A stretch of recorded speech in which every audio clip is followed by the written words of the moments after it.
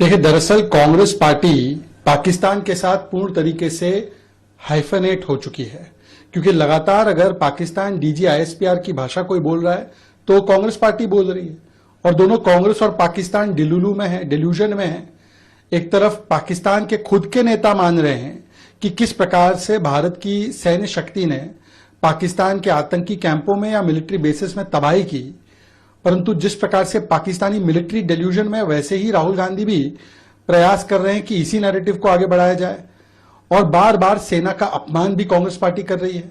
खड़गे जी बोलते हैं कि छुटपुट कार्रवाई हुई, गुलाम मीर बोलते थोड़ी सी एक्टिविटी हुई, विजय वड़त्तीवार बोलते हैं कि भारत को नुकसान हुआ, पाकिस्तान को तो कोई नुकसान नहीं हुआ।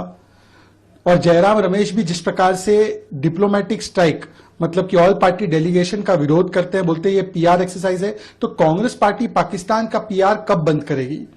दरअसल कांग्रेस पार्टी लगातार पाकिस्तान की जुबान बोलने की आदी बन चुकी है। सर्जिकल स्ट्राइक हो, बालाकोट एयर स्ट्राइक हो, 26/11 के बाद पाकिस्तान को क्लीन चिट देना हो, या अब भी हमने देखा है कि ऑपरेशन सिंदूर को किस प्रकार से इनके एक विधायक मंजूनाथ ने शो ऑफ बोला था, किस प्रकार से पहलगाम के बाद क्लीन चिट देने के लिए सैफुद्दीन सोज हो, सिद्धरमैया हो या रॉबर्ट वाड्रा हो, ये सभी लोग सामने आए थे। तो कांग्रेस पार्टी अब पाकिस्तान डीजी आईएसपीआर की भाषा बोल रही है, और भारत के सेना के मनोबल को तोड़ना और पाकिस्तान के नैरेटिव का गुणगान करना, ये उसका फुल टाइम जॉब बन चुका है। हैरान को लेकर के गांधी परिवार का नाम फिर सामने आया, जिसको लेकर के नोटिस, उसको लेकर के आप क्या कहेंगे? देखिए, नेशनल हेराल्ड और यंग इंडियंस गांधी परिवार के केवल भ्रष्टाचार का ही नहीं, बल्कि फर्जी डोनेशन का और हवाला और मनी लॉन्ड्रिंग का भी एक नेक्सस बन गया था।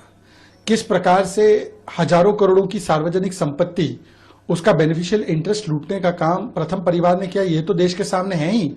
पर अब जो खुलासा हुआ है कि कई सारे कांग्रेस के नेताओं को बताया गया, मुख्यमंत्रियों को, उप मुख्यमंत्रियों को, कि आपको इसमें डोनेशन दिलवाना है, तो इसका मतलब साफ है कि बोगस डोनेशन भी करवाया गया। और ये कोई डोनेशन मुफ्त में तो देगा नहीं, मतलब वहां की सरकार से कोई ना कोई भ्रष्टाचारी फायदा उठाने की एवज में ही कोई डोनेशन देगा। तो ये भ्रष्टाचार का भी मामला है, और ये लैंड ग्रैब करने का, प्रॉपर्टी ग्रैब करने का भी मामला है। तो ये ट्रिपल टेस्ट ऑफ करप्शन जो है वो पूर्ण होता है इस पूरे केस में। कांग्रेस पार्टी ने ट्रिपल टेस्ट ऑफ करप्शन पारित किया है, और इसीलिए जब कार्रवाई होती है तो ये चिल्लाते हैं। ये केस तो 2013 में शुरू हो गया था, कोर्ट के द्वारा शुरू हुआ, हाई कोर्ट और सुप्रीम कोर्ट ने भी राहत नहीं दिया।